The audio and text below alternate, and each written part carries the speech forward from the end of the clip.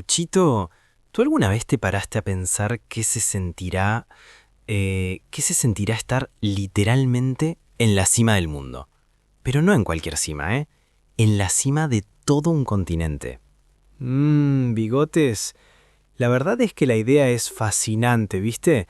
Imagínate ese viento helado, el silencio ensordecedor y abajo todo un paisaje que se pierde en el infinito.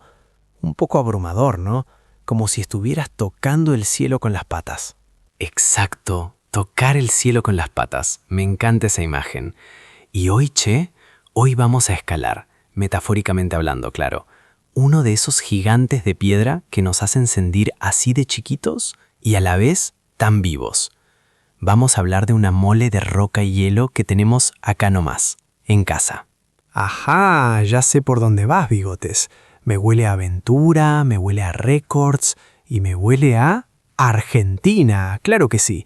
Hoy, amigos curiosos, vamos a charlar sobre el imponente, el majestuoso Aconcagua. Ese mismo, el Coloso de América. ¿Te das cuenta de lo que significa eso, Cuchito? No es una montañita cualquiera.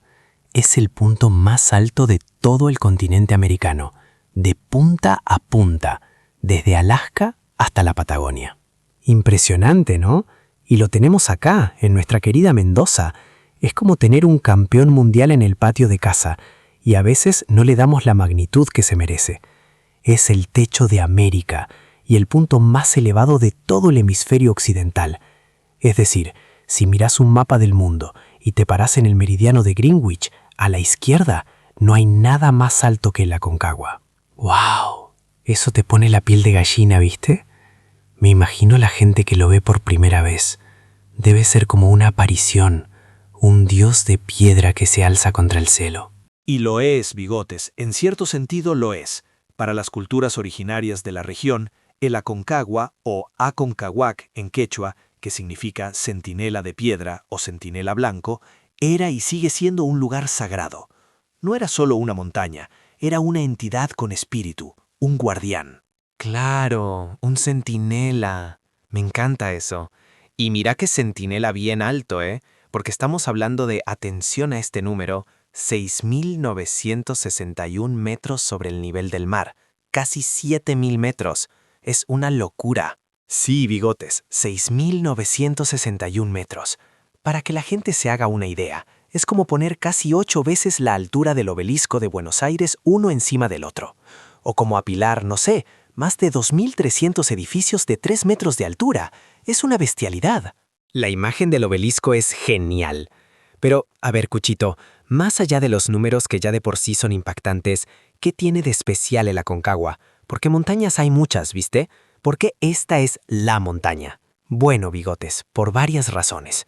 Primero, por su altura, obviamente. Es parte del famoso desafío de las 7 cumbres, que consiste en escalar la montaña más alta de cada continente. Y el Aconcagua es la de América. Para los montañistas de élite es un hito ineludible. Ah, las 7 cumbres, claro, he escuchado de eso. Es como el Grand Slam del montañismo, ¿no? Solo para los muy capos. Exactamente. Pero también tiene una particularidad que la hace única. A pesar de su altura extrema, la ruta normal no requiere de conocimientos técnicos de escalada en roca o hielo demasiado avanzados. Se la suele llamar la montaña más alta del mundo para hacer trekking. Espera, ¿me estás diciendo que casi 7.000 metros no es técnicamente difícil? Cuchito, me estás rompiendo la cabeza. Yo con subir 4 pisos ya estoy buscando el oxígeno. No, Bigotes, no te confundas. No técnica no significa fácil. Significa que no tenés que ser un escalador experto con piolets, cuerdas fijas y todo ese equipo de alpinismo extremo para la ruta más concurrida. Pero la dificultad radica en otros factores, que son los que hacen que a pesar de eso sea una bestia. Ajá, ahí quería llegar. ¿Cuáles son esos factores? ¿El frío? ¿El viento? Esos son solo el principio. Pero antes de meternos en los desafíos actuales, Bigotes, hay que hacer un poco de historia. Porque esta montaña, como todo gran desafío, tiene sus leyendas y sus pioneros. Me encanta la historia. Contame. ¿Quién fue el primer loco que se le ocurrió decir, voy a subir esa mole? Bueno, La historia oficial del primer ascenso documentado es fascinante. Nos lleva a finales del siglo XIX, entre 1896 y 1897. Ahí aparece en escena un tipo llamado Edward Fitzgerald. Fitzgerald. Británico, sí, un montañista experimentado para la época. Él lideró una expedición europea con un objetivo claro: conquistar el Aconcagua. Imagínate el contexto. La ciencia, la exploración geográfica estaban en pleno auge. Era una cuestión de prestigio, de poner una bandera donde nadie había llegado antes. Claro, la época de los grandes exploradores, como los que iban al Polo Norte o al corazón de África, querían ser los primeros en todo. Exacto. Y Fitzgerald lo intentó. Lo intentó 1, 2, 3, 8 veces. 8 intentos fallidos en ese periodo. 8 veces. ¡Qué persistencia!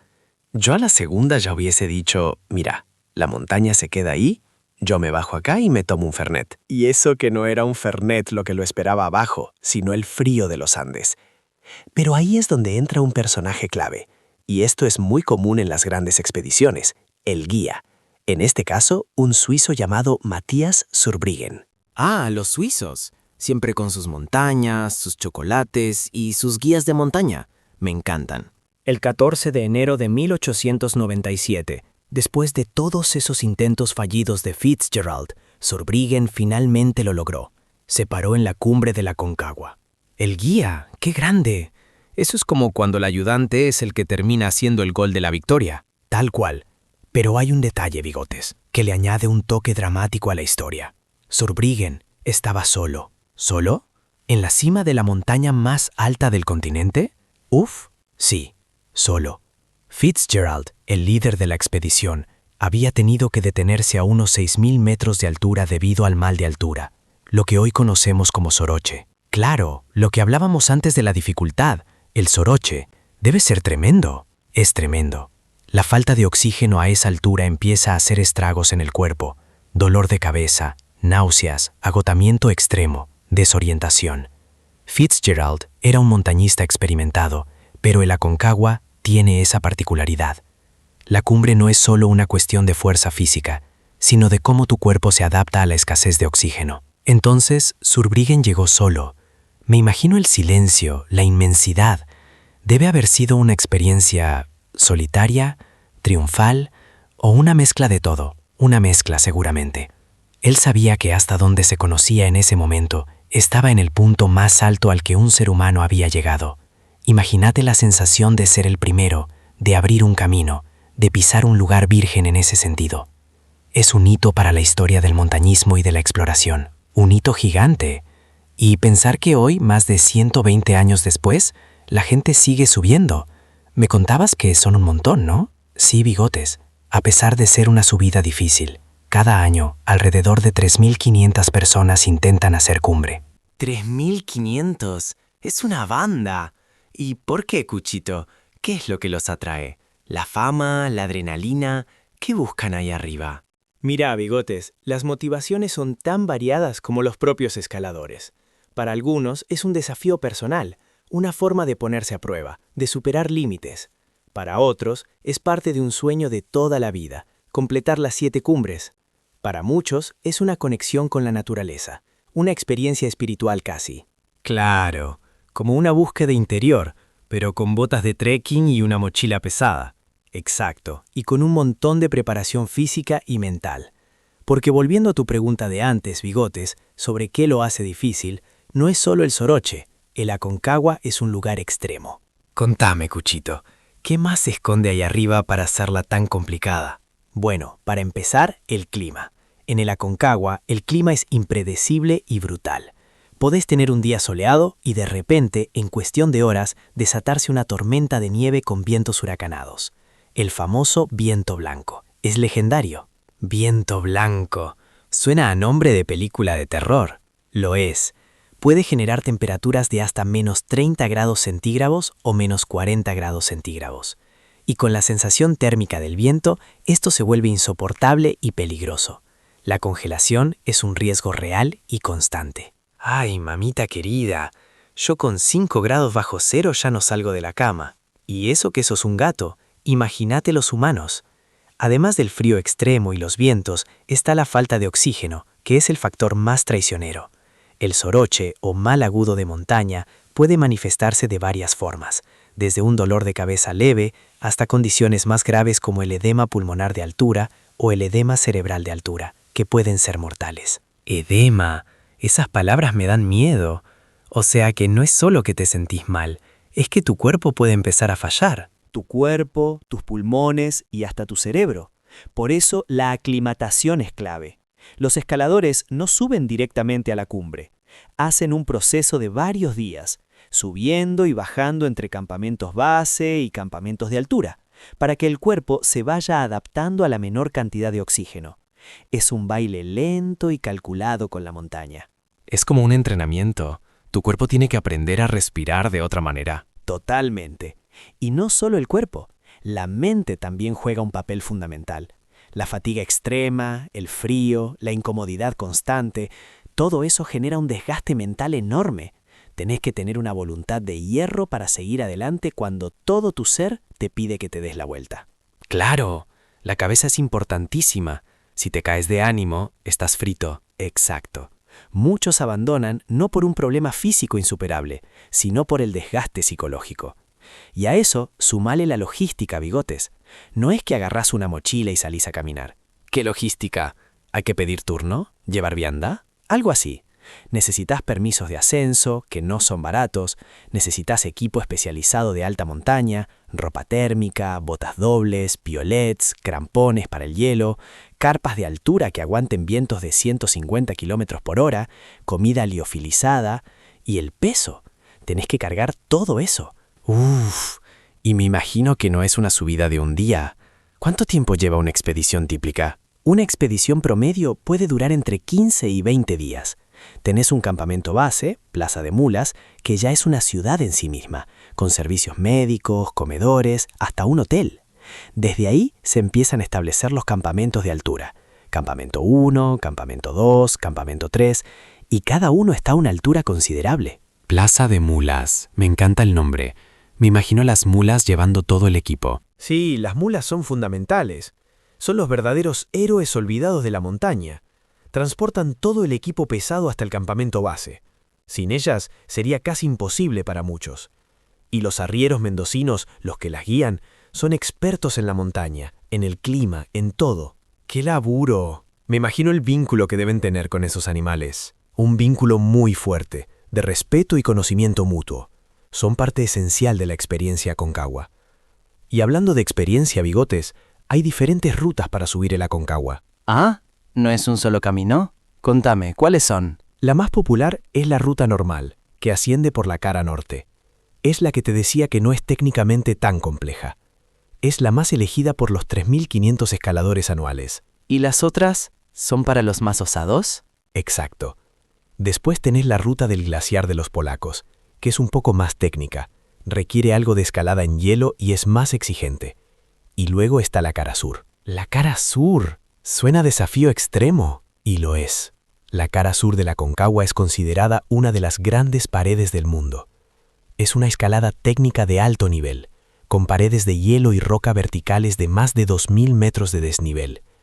Es un desafío para montañistas de élite, donde las condiciones son aún más severas y el riesgo es muchísimo mayor. O sea que los 3.500 que van por la ruta normal. La cara sur es para otra liga de locos. Para otra liga, sí. Y son muy pocos los que la intentan, y menos aún los que la logran. Es una de esas hazañas que marcan un antes y un después en la vida de un montañista. Me imagino las historias, las anécdotas de los que suben.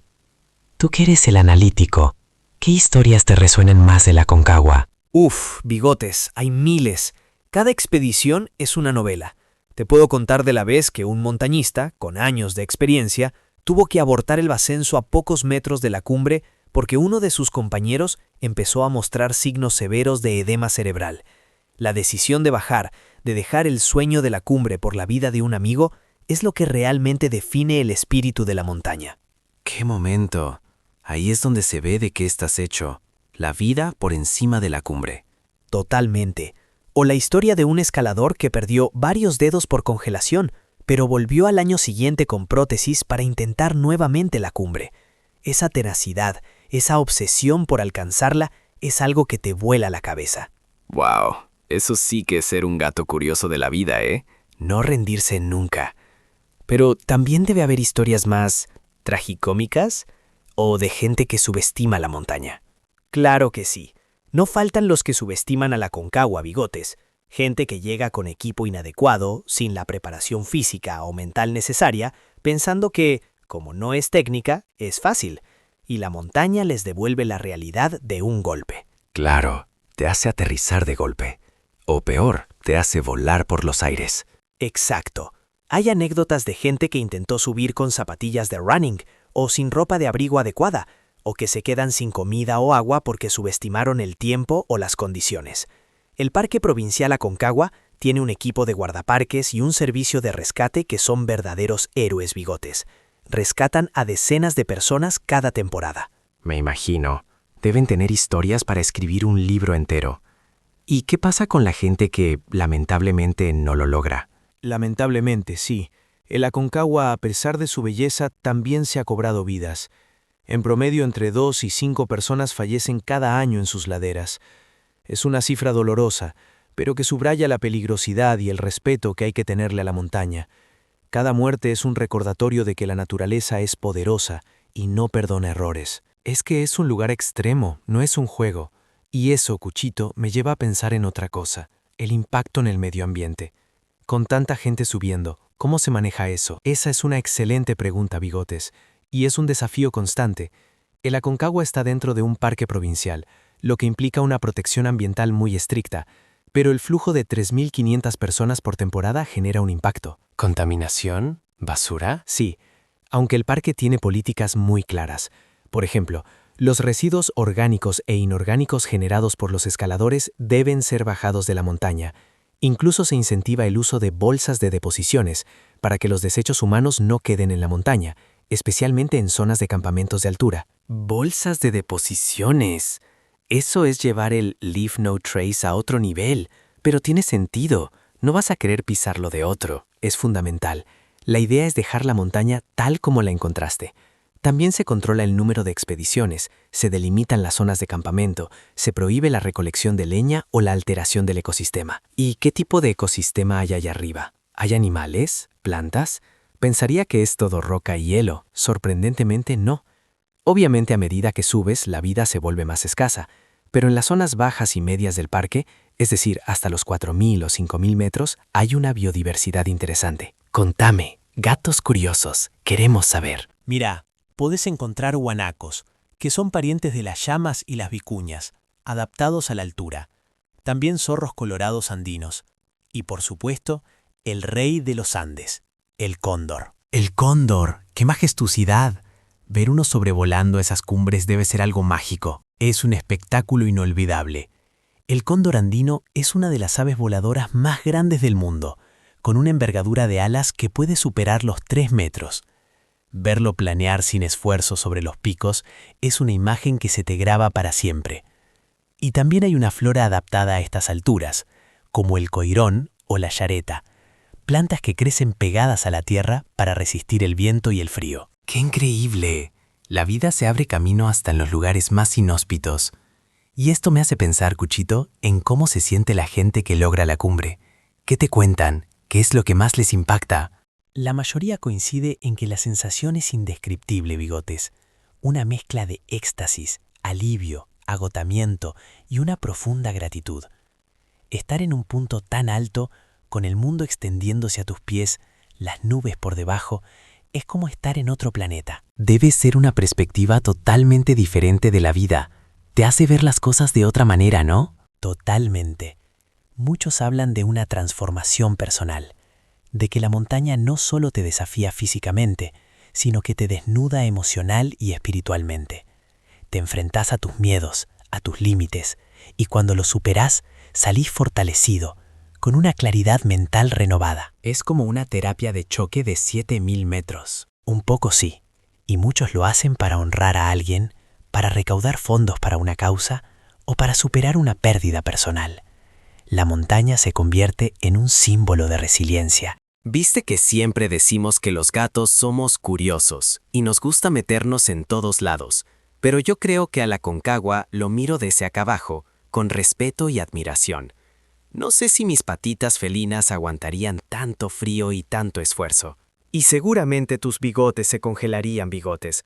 Pero la belleza de estos lugares es que no hace falta escalarlos para apreciarlos.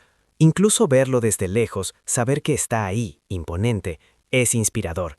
Es un recordatorio de la grandeza de la naturaleza y de lo pequeños que somos, pero también de la increíble capacidad del espíritu humano para soñar y alcanzar lo que parece imposible. Me encanta eso, Cuchito. La increíble capacidad del espíritu humano para soñar y alcanzar lo que parece imposible. Eso es lo que nos deja la Aconcagua, un desafío, un misterio, una belleza brutal. Y un orgullo argentino, bigotes. No olvidemos eso. Tener el techo de América en nuestra provincia de Mendoza es un privilegio, un lugar que atrae a gente de todo el mundo y que nos muestra la majestuosidad de nuestra geografía. Totalmente. Así que amigos curiosos, ya saben, si alguna vez van por Mendoza, levanten la vista. Van a ver una silueta gigante contra el cielo. Ese es el Aconcagua, el centinela de piedra, esperándolos. Y si no van, esperamos que esta charla les haya permitido escalar un poquito con la imaginación. El Aconcagua es mucho más que una montaña, es una leyenda, un reto y un testimonio de la fuerza de la naturaleza y del espíritu humano. Así es, Cuchito. Y con esta vista espectacular desde la cima de la imaginación, nos despedimos por hoy. Pero no se vayan lejos, porque en el próximo episodio de Los Gatos Curiosos, quién sabe a dónde nos llevará nuestra curiosidad. Gracias por acompañarnos en esta aventura de altura. Nos escuchamos la próxima. Chao, chao. Hasta la próxima, curiosos.